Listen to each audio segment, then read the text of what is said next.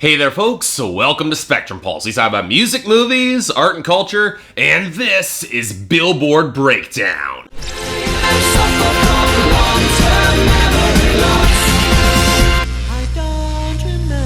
Right, so let me explain why this didn't drop on its regular Tuesday time slot. Well, believe it or not, I suspect it wasn't entirely Billboard's fault the charts were delayed. Well, it's because the sales data that they got from Nielsen surrounding a certain song was wildly inaccurate, originally placing its debut in the top 10 instead of midway down the chart where it belongs. This frantic revision, which other chart analysts had already estimated properly earlier this week from my sources, caused Billboard to delay a day to make sure that the numbers are in properly on what otherwise was a pretty regular week, all things considered. Well, not quite regular if you look at the top 10. The first surprise for me is that Cheerleader by Omi took back the #1 slot even despite not topping a single category. Sure, it narrowed the gap on airplay, had a good sales week, and did well on streaming, but the only reason it took back the #1 was YouTube, with just enough to push it above Can't Feel My Face by the Weeknd falling to #2. And really, I suspect these songs will trade that top spot back and forth a bit, considering that song, Can't Feel My Face, topping airplay, topping streaming, and in sales, but by a pretty thin margin. We then have the unfortunate revival of Watch Me by Silento at #3 thanks to, again, good sales, good streaming, and good YouTube, even as the radio continues to ignore it.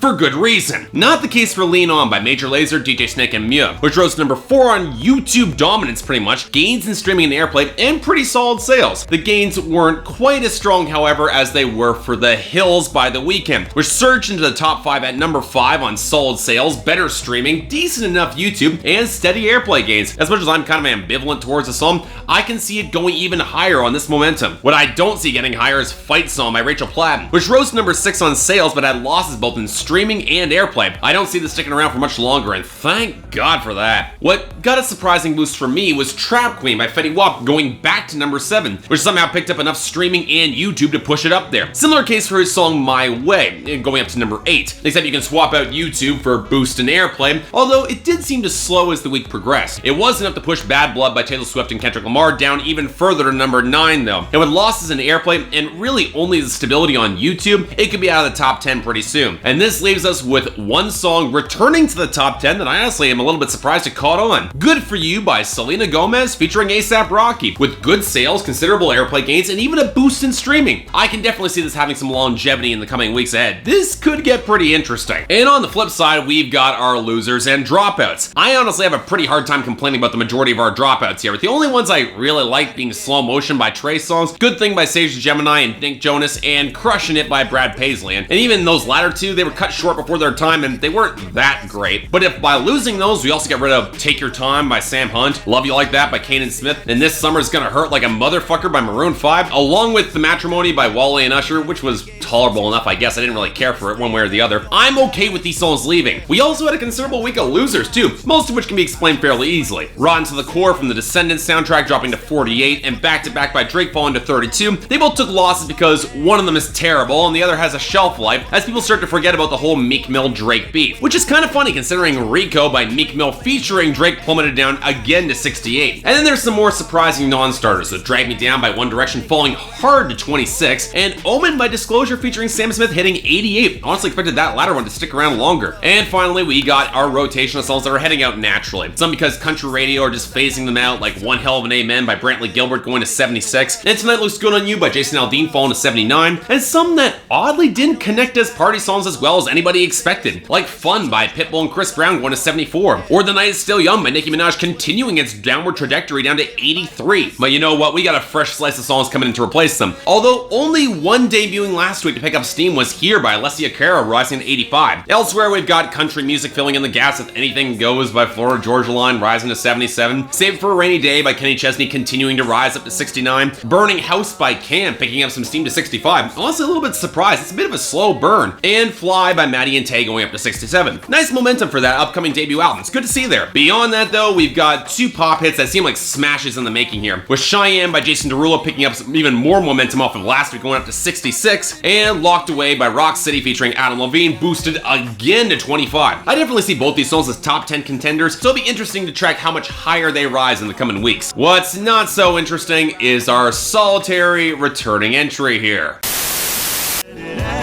Tell me right now, everything I need in them white cotton sheets, dirty snow in the summertime heat. Feel my belt turn loose from these old blue jeans.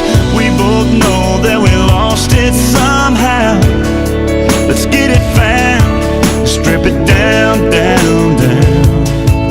Look guys, it's here because the album dropped, that's it. And the fact that it's here instead of any number of songs from Dr. Dre's Compton album, which Luke Bryan beat out in sales with Kill Lights this week, which proves that most of America has no idea what good country music is. And look, by the standards of that album, this song isn't the worst thing there, but it's a pretty shameless ripoff of Burning It Down by Jason Aldean, where Luke Bryan somehow comes across as more of a dick. It's the most sterile and cold instrumentation I've heard in a country love song for a long time. But then again, this isn't country music. No matter how much you smear those acoustic guitar textures across the song, it's only redeemed because Luke Bryan's a good singer, that's it. And even then, I'm starting to think that might not be enough. Just saying. So, now that that's handled, let's move on to our new arrivals, starting with number 100, 100 Grandkids by Mac Miller. She can spoil them, but till then I'm getting dollars, I'm just doing what I gotta. Can a man live? And it's all day. I'm a god, get a whole squad a job, get them all paid. Came a long way from all state, yeah, now we all American. Shit, we all American, yeah.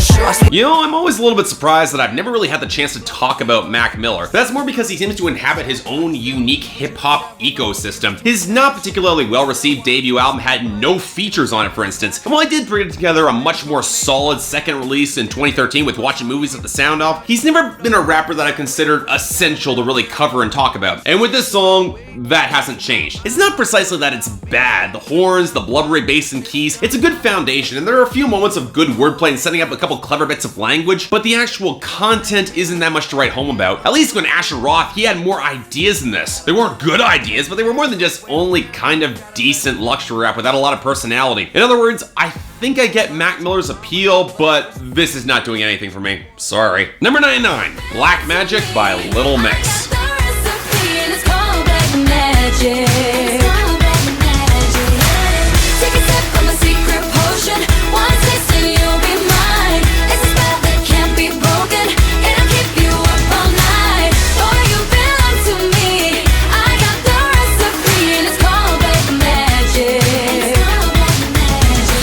See? Called it. When I talked about a couple of choice songs of the Canadian Hot 100 yesterday, I knew it would only be a matter of time before Black Magic landed on the American charts, and I was right. When I didn't expect some of the backlash against it. Yeah, there are sexual overtones if you read between the lines, but the girls have all the control of the situation. It still implies it is the guy's choice in the matter, so it doesn't get creepy. There's no mind control elements, and they're clearly playing it very coy. Go with a solid guitar groove and underlying melody. It falls into the Spice Girls mold for me without getting aggressively obnoxious as they occasionally could. The video, yeah, okay, not a fan of that, I can admit that, but this song, it's damn good pop music, and I'll stand by that all the way. Number 98, Gonna Wanna Tonight by Chase Rice.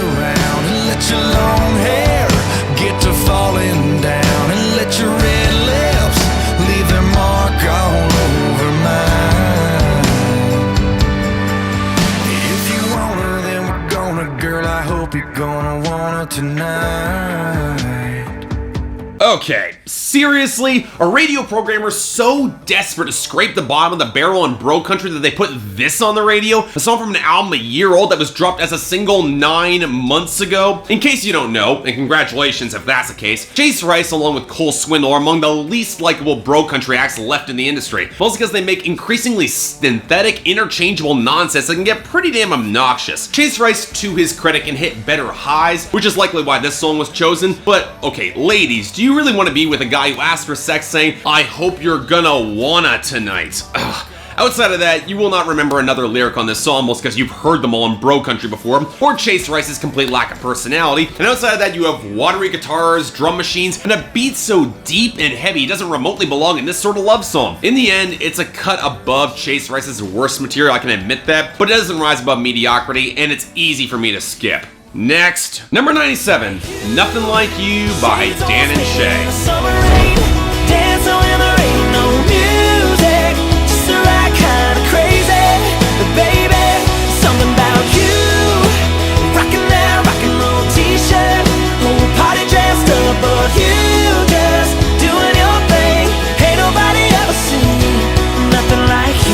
You You know, I'm starting to think that country radio programs are just allergic to new country or something. What? You guys couldn't find one song from, oh, I don't know, the last Alan Jackson album, or Jason Isbell, or Ashley Monroe, or Lindy Ortega, or Casey Musgraves, or something? Hell, I'll settle for the new Kip Moore or Billy Currington. You don't need to go back to albums that are over a year old to pull up new songs. Okay, in any case, Nothing Like You is from the pop country duo Dan and Shay from their debut album, which I remember actually really quite liking when I covered them over a year ago. And yeah, I'm not gonna lie, it's a pretty basic pop country love song, but I think what won me over here is beyond the ridiculously adorable music video is some of the production. A really great melodic rollick in the guitars, a breezy vibe, a solid solo, some real drums, and some good vocal interplay. I'm not gonna say this is a great song. There were better single choices that Dan and Shay could have released, and they could have definitely been more timely, but you know what? It's definitely enjoyable. I'll take this. Number 96, Love Myself by Hailee Steinfeld.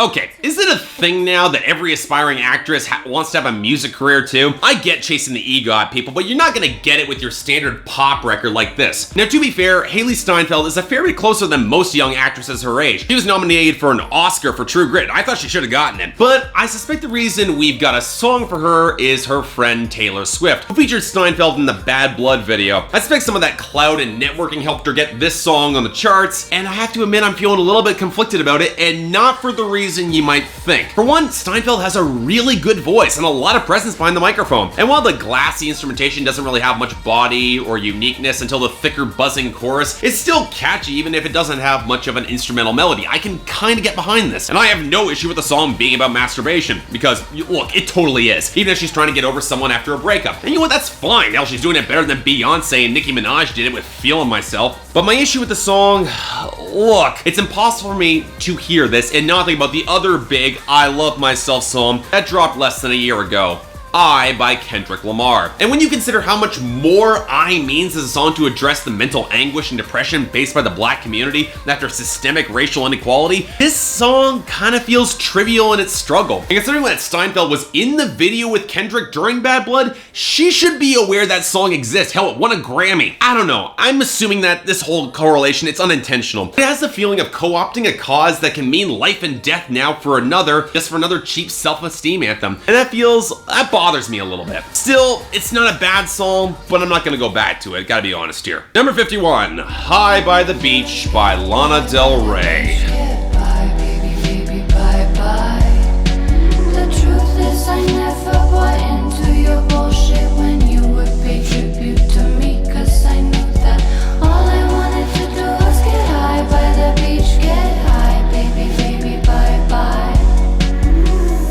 So you all want to know the reason why the Billboard charts were delayed? Yeah, it was Lana Del Rey. Because apparently sales figures for this single were so grossly exaggerated that it was set to debut at number 7 this week until somebody checked the math and realized there was no way in hell most of the listening public lost that much of their sanity. So yeah, in case you can't tell, obviously, I'm not a fan of Lana Del Rey. I'm not saying that Video Games wasn't an excellent song, it was, or that National Anthem wasn't a very good song, I like that too. But I will say that Born to Die was painfully mediocre and Ultraviolence was just painful. Now this is her upcoming single from her upcoming album, Honeymoon. Reportedly a plan to go back to her old style after the Dan Auerbach produced bore that was Ultraviolence. And look guys, this isn't any good. I'll put aside the fact that the warped haze she's trying to create was extremely derivative of Beach House. It feels incredibly artificial with the desaturated keys, especially that synth tone that comes in over the bridge in the chorus. But I get nothing out of her drone over that chorus, especially when her cadence gets very awkwardly staccato. It doesn't work for me. Instrumentally, the song needed a darker foundation, underlying bass beat, or an elegance that it strangely doesn't have in its instrumentation and production. And no amount of Lana crooning motherfucker is gonna make that believable. And on that subject, the lyrics here are not good. Lana swears at the impact of a bad Maroon 5 song, and the lyrical arc once again features Lana Del Rey dissing a soon-to-be ex, confident that she's got it on her own, she's got her bloody revenge coming, all while getting high on the beach. Yeah, people don't tend to get violently psychotic when they're high, all which is tying back to my suspicion that Lana is trying to give off the impression that she doesn't care about anything here. So okay, if I don't buy any of Lana's femme fatale acting, which is the only case when this could be compelling, why would I care that she doesn't care either? Yeah, this song just fails across the board and does not give me a good feeling about going into that upcoming album. Ugh, we'll see what happens. And finally, number 33, again by Fetty Wap. I know my lifestyle is driving you crazy, but I cannot see myself without you. We call them friends now, but you know what we do. I go out of my way to please you. I go out of the way to see you. I ain't playing no games, baby, can you understand? Okay, I get putting money behind a hot new artist, but this is Fetty Wap's 4th charting single right now, and he doesn't have an album yet. He doesn't have a debut. Thankfully, I can mostly get behind what he's dropped, and this is no exception. I wouldn't say it's his best. My Way is still a fair bit stronger, but I do like, again, how it focuses on how he wants to stay true to his girl no matter what the circumstances. The only thing really getting in his way being the work and the money, the latter of which is represented as the girl in the first verse that he's married to. Once again, it's nothing lyrically all that special, especially as it outright bites lyrics from Trap Queen, showing that he's repeating himself, and it's hard not to think that Fetty Wap is perhaps getting a little bit too much credit for making his songs 70% chorus, but he's at least believable in selling the sentiments, and he's got charisma. And I really do like the deeper multi-tracking they bring in for the second half of the chorus. It sounds pretty damn good against the trap beat and off-kilter oily melody, which is probably the only element besides the Kanye-esque auto-tuned outro that probably doesn't work as well as he thinks it does. Otherwise, yeah, I don't mind this, I'll take it. So yeah, that was our week, and honestly, kind of middle of the road across the board, which makes honorable and dishonorable mentions kind of tricky. Worst of the week, High by the Beach by Lana Del Rey runs away with it, and probably gonna give dishonorable mention to Gonna Want It Tonight by Chase Rice, and only for its clumsiness and bad production. But for the best,